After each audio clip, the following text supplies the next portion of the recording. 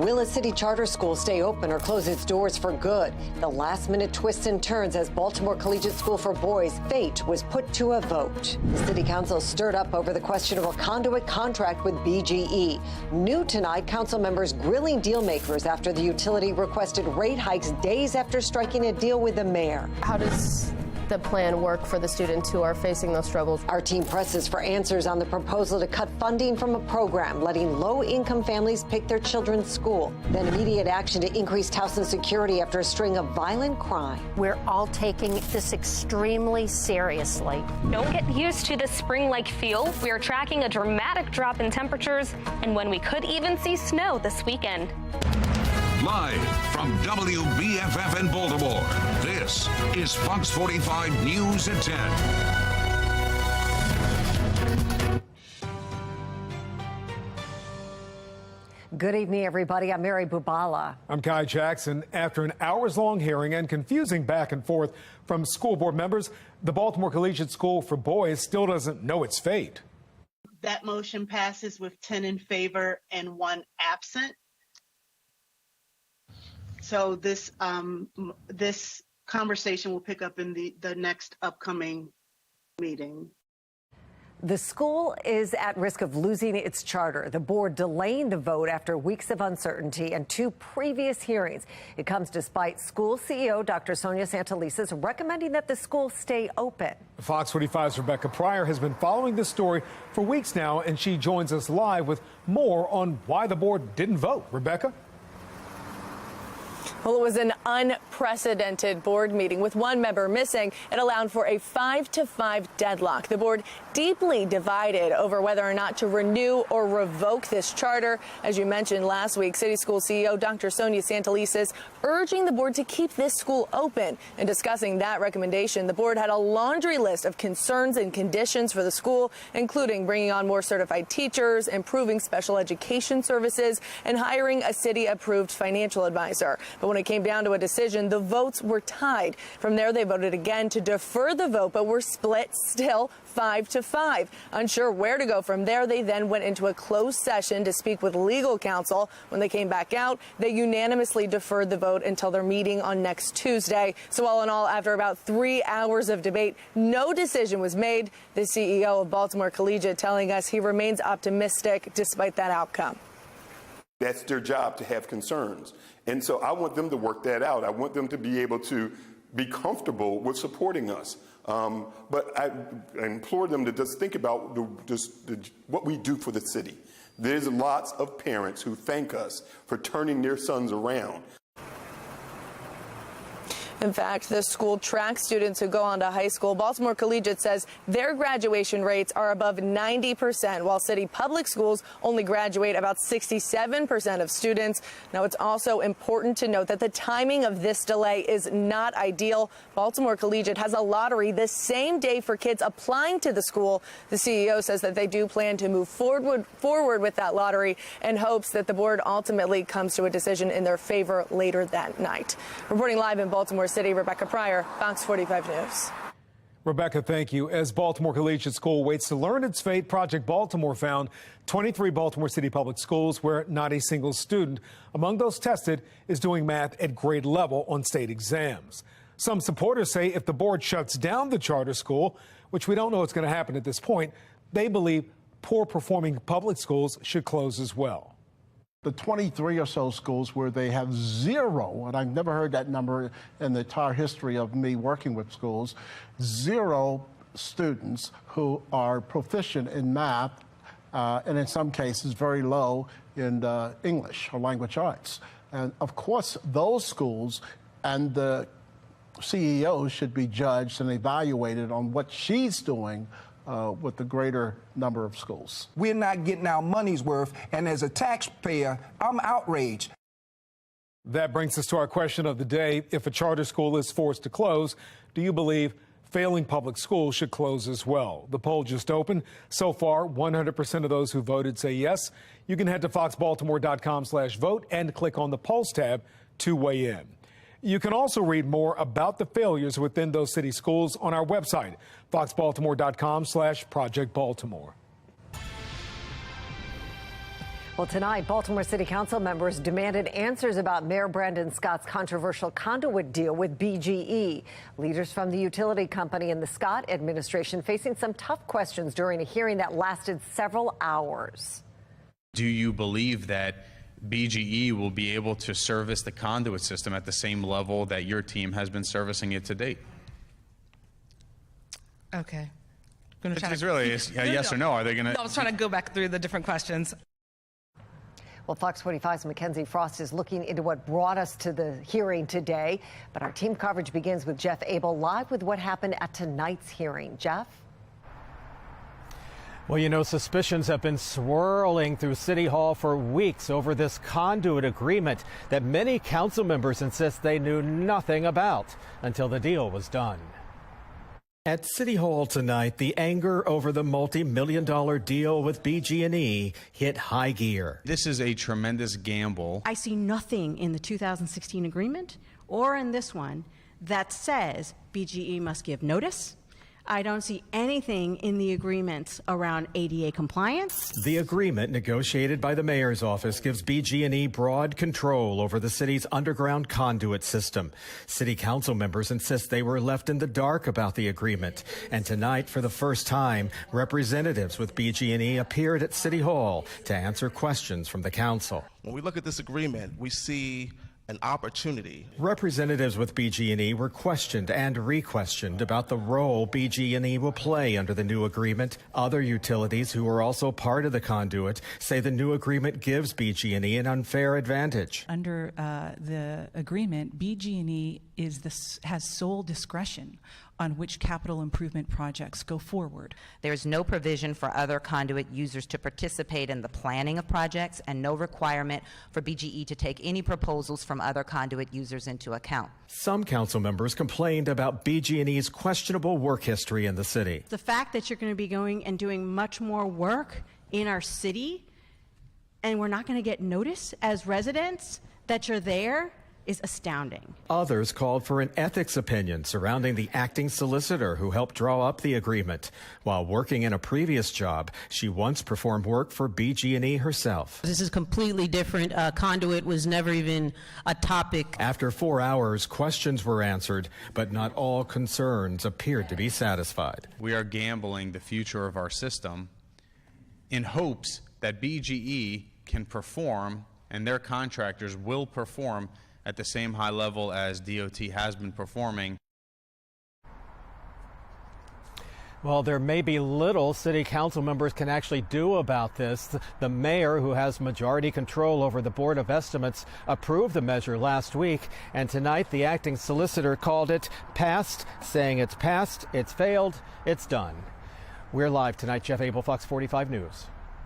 Jeff, thank you. Well, the Baltimore NAACP also taking a stand on this issue. It is calling on the mayor to stop the deal until the city council can look into it further, accusing BGE of having a history of discriminatory practices. In the last few years, I have come to realize that BGE is the last company that the city council or our mayor should blindly trust to make a good faith effort to equitably utilize minority contractors. I've learned that BGE has a company-wide and systemic pattern and practice of discriminating against black utility workers.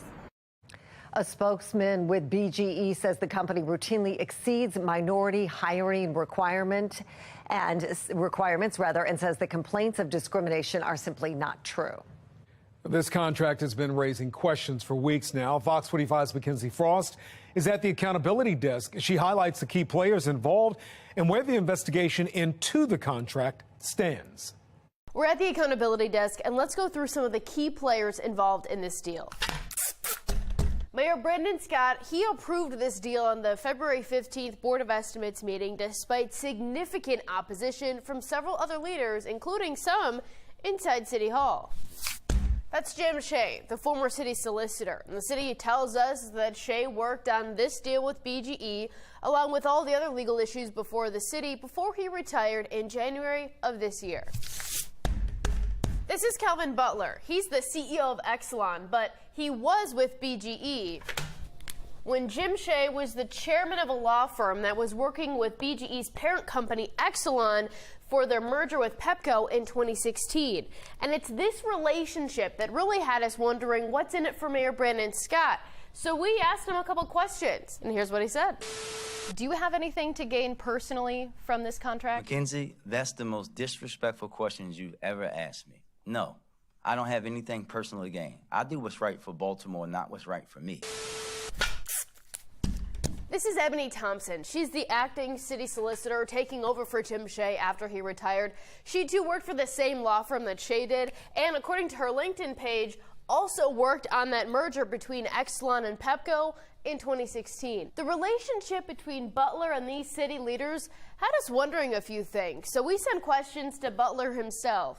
When did you start negotiating contracts between BGE and the city of Baltimore? How does this contract benefit the people of Baltimore? We're still waiting to hear back, but in the meantime, we also sent questions to the city asking a few things like, did you consider putting this out for an open bid or auction? Why wasn't there a more formal bidding process? What procedures did you follow in approving this deal? We did get some answers. The city says that the bid process is only necessary when the city spends money, and because the conduit contract itself is actually an amendment to a lawsuit, they say that the procurement rules don't apply. Let's go over the timeline again, because on February 15th, that's when the BOE, or the City Spending Board, approved this contract with BGE. 2 days later, February 17th, BGE submitted their rate increase proposal to the State Utility Board, the Public Service Commission, and in that rate increase proposal, they included all of these investments that the city just approved. And because of that, BGE is looking to increase your monthly payments by more than $10 every month. Comptroller Bill Henry also takes issue with the fact that because of this contract, BGE could see some pretty big tax breaks. BGE can do the work themselves and take advantage of all sorts of different tax breaks so that they will be effectively paying less money to do what is effectively about the same amount of work. Now, we submitted a public records request to see emails between the mayor, Jim Shea, Ebony Thompson, and Calvin Butler, all talking about this deal between the city and BGE. The city says they will turn over communications between the mayor and Calvin Butler. So far, we haven't gotten anything, but we'll continue to fight to get those records. At the accountability desk, Mackenzie Frost, Fox 45 News. Comptroller Bill Henry says the contract will be back on the Board of Estimates agenda next week, the day after the City Council holds another investigative hearing. Fox 45 News will continue to demand answers about the conduit contract. You can find our past reporting on our website, foxbaltimore.com. It was a gorgeous day outside with record-breaking temperatures, and still, we are pretty mild for this hour. We're in an area with warmer temperatures, but as we look to the west, notice we've got a large area of those very cold temperatures, and those will gradually head our way over the weekend, making it feel a little more like February. I'll let you know how low temperatures get and when we warm up again coming up in my Weather Authority forecast. Back to you. Ahead on Fox 45 News at 10, despite a mother's plea, a program helping low-income families select which school to send their children to is on the chopping block. We take her concerns directly to the governor, how he's responding. Plus, new security measures going into place in Towson after a murder and several other violent crimes, how businesses and residents feel when it comes to their safety. And later on, a woman who lost her partner to a drug overdose fights for reform in Annapolis. What she wants every hospital to do to prevent more deadly ODs.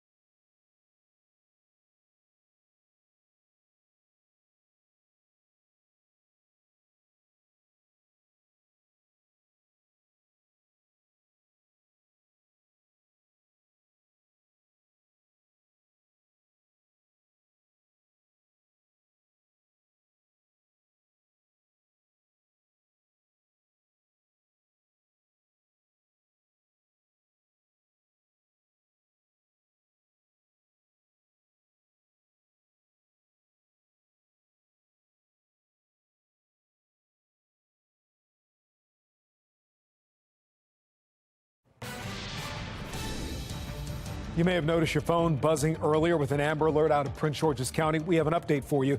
3-year-old Blake Morgan has been found safe, and so has a vehicle stolen from a Royal Farm store in Upper Marlboro. Now, he was back in the back seat of that vehicle. Again, if you receive that Amber Alert notification on your phone, it's been canceled, and the toddler, Blake, is safe. Fallout continues over Governor Wes Moore's plan to cut the Boost program. Some Republican lawmakers argue the state's teachers union is behind the cut. Fox 45's Mackenzie Frost questioned Governor Moore over why he wants to phase out the program and looks at what can be done to help students in struggling schools right now.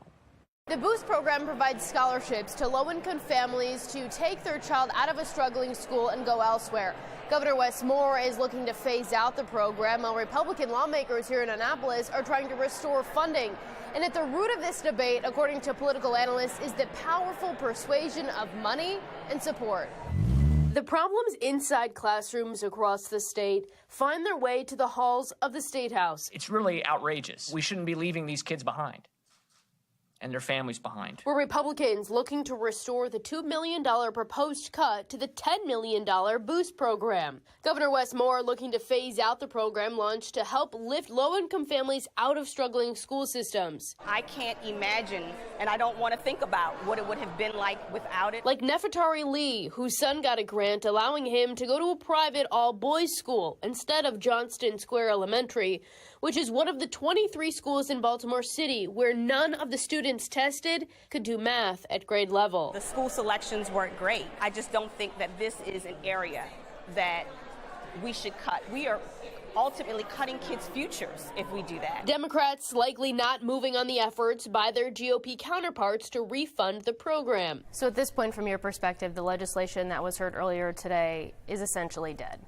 Well, it's going to go to subcommittee. I haven't read it in full, so I don't know all the ins and outs of what it does. You know, it could be dead, parts of it could be saved. I'm not sure. I think the path of the General Assembly is to phase out the Boost funding. Republicans argue the hesitation to allow families to leave public schools stems from political powers. The teachers union is very powerful, and they have come in time and time again and have been the main opposition to Boost. Children in classrooms today are losing because the General Assembly has repeatedly chosen to pay more attention to the adults who work in the system, making them the winners, while the students in the failing schools lose. Thursday, good morning. Happy first day of summer. We questioned Governor Moore about the possibility of union influence. The decisions that I make are my decisions, and no one is behind those decisions. As we're thinking about what needs to happen with public dollars, that public dollars should not be going to private schools.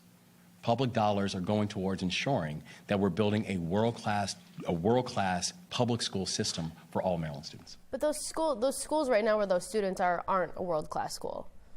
So how does the plan work for the students who are facing those struggles right now? Our philosophy and how we're going to address this is not going to be a measurement of defeat.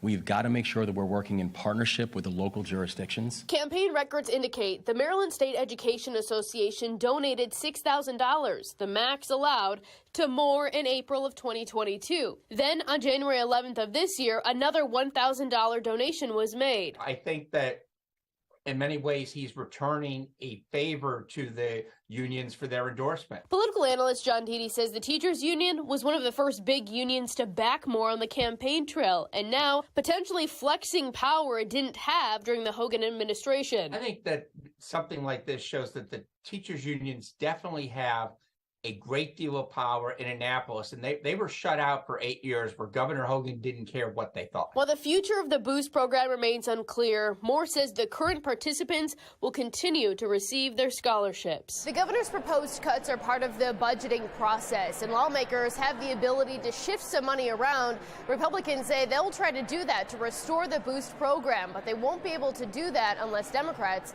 get on board. In the State House, Mackenzie Frost, Fox 45 News. Well, strong reaction on social media to the governor's plans to cut Boost funding. Political commentator Armstrong Williams taking issue with the proposal. The Boost program, launched in the state of Maryland, was supposed to provide severely disadvantaged students with access to private or Catholic schools. Sadly, even this program is not immune to the political whims of those in power. Imagine how many students will have their lives forever altered for this decision of choice in their education. Well, we want to know what you think. Do you support Governor Moore's proposal to cut funding to boost? So far, 91% of voters say no. Head to foxbaltimore.com/vote to weigh in. I think the community is so stunned because it's not typical for Towson. The Towson community is shaken but hopeful after a string of violent crimes. The new measures to make the community safer. 1 year in, the humanitarian and financial costs of the Russia-Ukraine war and America's role. How much has the U.S. spent? That coming up. We had a record-breaking day with spring-like temperatures in the upper 70s, and overnight we still stay about 20 degrees above average. We drop to the 40s. Then tomorrow, get ready for cooler temperatures. We're talking a return to the 50s. I'll let you know how low temperatures get over the weekend and when we warm up again, coming up in my Weather Authority forecast. Martin Luther King stated in his lifetime that the next paradigm beyond the civil rights movement is economic empowerment. We have been so involved with crisis in the classroom about crime and education and poverty and the structural damages to families. Dr. King had a point. Until we lift these tides of boats in the economic space, not much will change. So join us this Monday, February 27th, from 7 to 8 p.m. at Hubel Memorial Facilities, where we will discuss economic opportunity, entrepreneurial advantages, and how people can finally begin to realize that they too can also share in the American dream of economic prosperity. Join me, Armstrong Williams, your moderator, and our very special guest.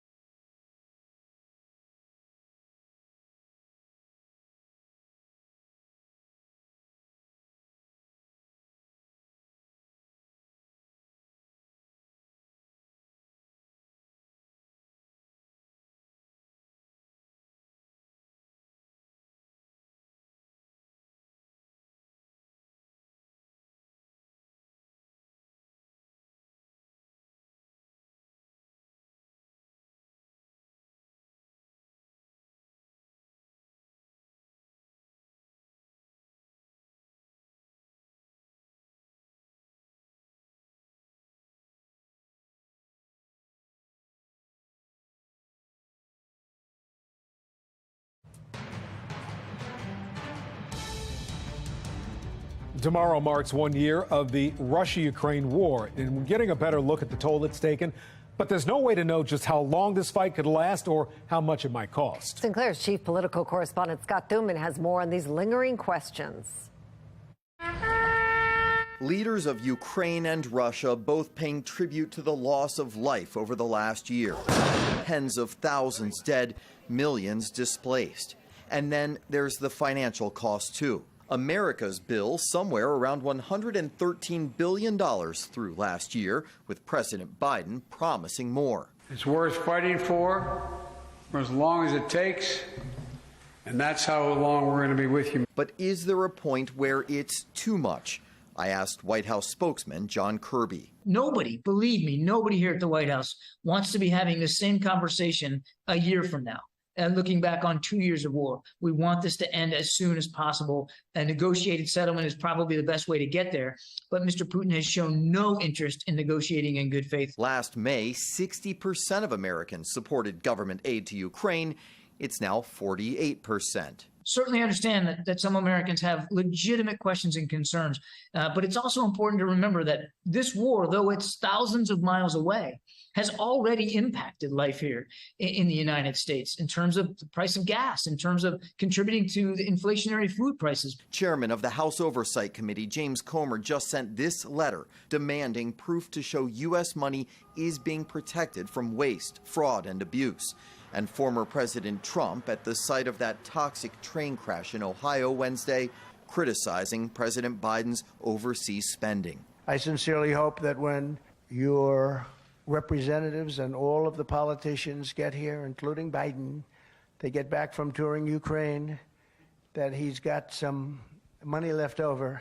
Back to the question of just how long this could last. Russia is more isolated than any time since the Cold War, yet it has begun another new offensive with reportedly 300,000 troops in the pipeline. And that may require more manpower and money to counter it. On Capitol Hill, I'm Scott Thuman.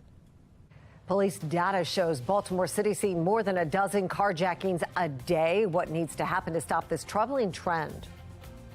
Alarming new numbers on the amount of fentanyl getting into the country through the mail. I'm Christine Frizzell with how some regions are now fighting back.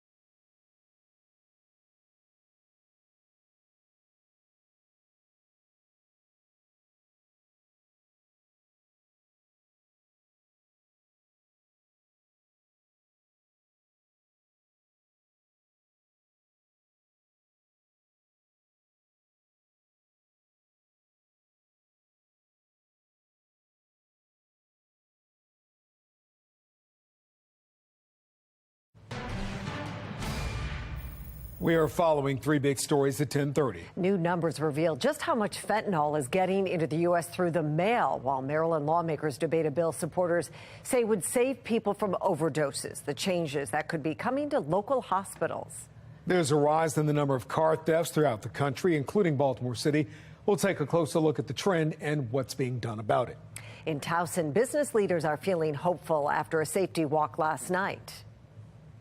Well, that crime walk was in response to the murder of 17-year-old Trayshawn Harmon, a Baltimore City student who was shot and killed Monday near the Towson Circle. And Fox 45's Maxine Stryker was at that crime walk. She has a closer look at the solutions on the table and reaction from business owners.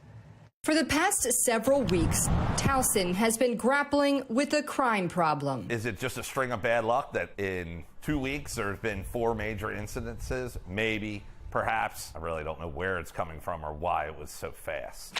First, 3 victims were raped at gunpoint downtown, then a shooting and a stabbing Super Bowl Sunday. And on Monday, 17-year-old Trayshawn Harmon was murdered steps from the Towson Circle.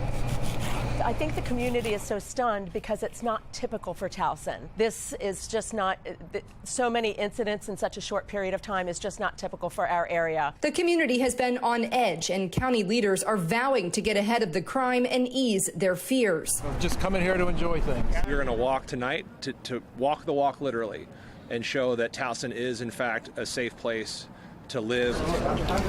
Just last night, County Executive Johnny Olszewski, police, and business leaders came together for a public safety walk. What time do you normally see, like when we talk about the large crowds, like around what time? Usually once the mall lets out, we'll start seeing an influx of folks leaving the mall to come down to make their way to Towson. Olszewski says they're moving forward with grants for license plate readers and more cameras. They're even exploring hiring additional security to help police who will be stepping up patrols and more visible on the streets. We're all taking this extremely seriously. Nancy Hafford with the Towson Chamber of Commerce says she began looking into the measures already this morning. I called my camera company, the guy that installed a lot of the cameras, and said, we need you here ASAP to put cameras on the back of buildings and alleys. Hafford says she'll study areas that have successfully implemented private security, but she can't put a price tag on it just yet.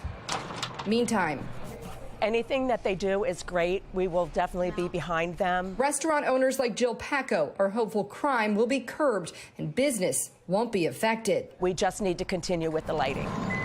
And Nick Zareski at Charles Village Pub says he's already noticing more police. Everything will help. I mean, obviously, if you can blanket the community with police and cameras and, you know, they're obviously, you know, the police are out there working as hard as they can, and it can't be everywhere all the time. But, you know, extra cameras and street lights and making it a more well-lit area will obviously help. Maxine Stryker, Fox 45 News. Well, Fox 45 News reached out to police to ask if the victim had been at the Towson Town Center before the shooting, where police say large crowds come from, and if the suspect and the victim knew each other. We have not heard back. Car thefts are rising across the country, especially among teens. Now, here in Baltimore, police data shows nearly 700 cars have been stolen, some by force, this year. That's more than a dozen cars a day. Fox 45's Alexa Ashwell has a closer look at this trend and what police believe will stop it. We have two vehicles under debris, and a pedestrian under debris. It was just 2 weeks ago when police say a driver in a stolen car caused this fatal collision and building collapse on North Avenue while trying to elude officers. The car, investigators say, had been reported stolen in the city just days earlier. The statistics staggering. There have been nearly 700 cars stolen in Baltimore so far this year, at least 627 car thefts and 65 carjackings. That's 13 cars a day gone, some taken violently. The general reason why cars are stolen nowadays or carjacked is to provide a vehicle to commit other crimes. Former Baltimore Police Deputy Commissioner Jason Johnson detailing those other crimes include robberies, shootings, and even homicides, with the stolen car being a way to carry out the act as well as avoid immediate detection. And that's the general modus operandi. Johnson also pointing out car thefts and carjackings are often committed by juveniles. These are 12 to 17-year-old offenders. Johnson says technology and the power of social media may be contributing to the rise in car thefts, specifically among young people. People have learned how to get them started just by using, a smartphone and watching a video. In Baltimore County, police are distributing wheel locks for certain vehicles amid a TikTok car theft trend. Fox 45 News reaching out to city police, asking how many of those arrested for these crimes are in fact juveniles and what's being done to address this issue. Johnson believes this also comes down to a lack of consequence. We always want to focus on prevention. But if we can't prevent an act like this, there has to be some accountability.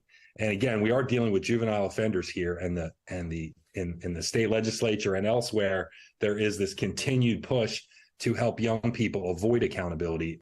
Alexa Ashwell, Fox 45 News. Well, State Delegate Dalia Attar is planning to introduce a bill that would move next year's primary election. It is currently set for April 24th, the first full day of Passover. In a letter to the State Board of Elections, Attar argued voting during Passover is against Jewish law. The request to move has precedent, as Baltimore City moved a 1991 primary election because of a conflict with a Jewish holiday. A Frederick County mother is demanding parents be more involved in a school system's book review process. Heather Fletcher's concern stems from the book Jack of Hearts. That book tells a fictional story of a gay high schooler giving teenagers advice about sex. The author says it empowers teenagers. Online data suggests it's in one Frederick County high school library. Fletcher claims it's sexually explicit and criticizes its presence in schools. This committee was hand-selected by FCPS employees that are in favor in institutionalizing sexual education. You won't open up this committee to the public. Well, it's not immediately clear right now if students have access to the book. Sinclair Broadcast Group reached out to the school system for comment, but so far has not heard back. In Baltimore County, some concerned citizens are looking to ban 2 books from public school library shelves. They argue the books contain explicit material. The Baltimore County school system says the books will remain on shelves in 2 school libraries, but parents can request their own children not to have access to them. You can find more on those books on our website, foxbaltimore.com. Taking a look now at the Fox Box top left, new Gallup polling shows the number of Americans who identify as LGBTQ other than heterosexual has doubled to 7.2% over the past decade. The greatest rise is in Gen Z. Top right, Missouri's Attorney General is taking legal action to try to force St. Louis prosecutor Kim Gardner to resign. It comes after a man out on bond is accused of committing more crimes. Garner says it was a judge who failed to approve 3 requests to rescind the suspect's bond. Bottom left, British researchers are recommending rationing to fight climate change, including flying, commuting, and food. Professors from the University of Leeds say it could help reduce emissions. The bottom right, White House Press Secretary Karine Jean-Pierre laid out President Biden's commitment to diversity when questioned about the search for a new vice chair of the Federal Reserve. We are going to look at, the president's going to look at a highly diverse group of world-class economists. The cabinet is majority people of color for the first time in history. The cabinet is majority female for the first time in history. A majority of White House senior staff identify as female. Jean-Pierre said that a nomination to fill in the Federal Reserve vacancy will come in the future. Well, new data is showing a rise in fentanyl coming into the U.S. through the mail. The national correspondent Christine Frizzell has a look at the new numbers and how some parts of the country are responding. It's been discovered in every state in the country, hidden in bags, in grocery containers, even inside of a car's air conditioning unit. But despite massive increases in seizures of fentanyl, there is also widespread evidence more and more is getting through. You cannot tell us this border is secure when now there is enough fentanyl in this country to kill every single American more than 20 times over. And it's also coming through the mail, as well as carrier services like UPS, FedEx, and DHL from Mexico, China, the Middle East, and elsewhere. A disturbing rise in fentanyl seizures at such facilities from about 163 pounds in 2020, more than 400 pounds in 2021, and 475 pounds last year. The sheer magnitude of the problem is prompting leaders in some regions of the country to take drastic actions, rethinking policies that have been in place for decades.